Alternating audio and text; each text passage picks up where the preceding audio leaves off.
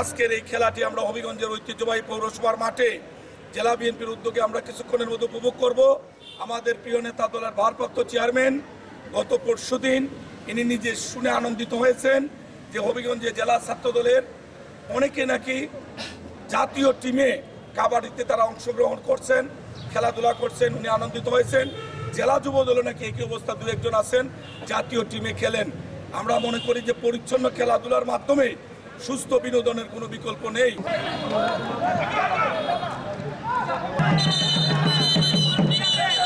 ঠিক আছে।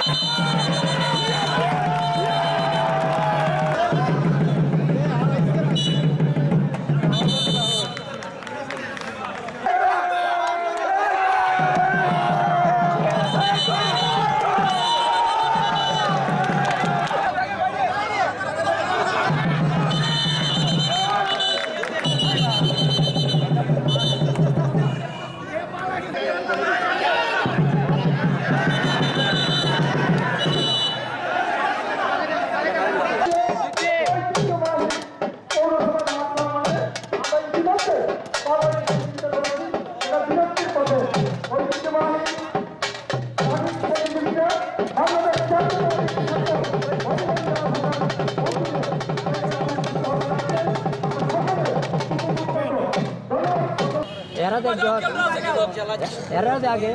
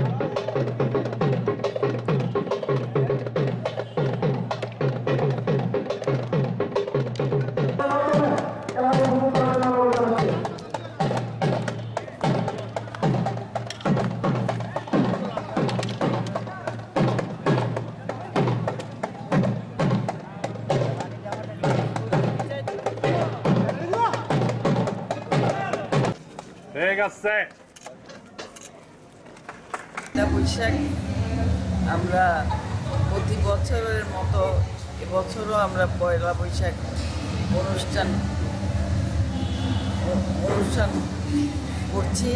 খেলা হবিগঞ্জ বর্ণমালা খেলাঘর আসরে।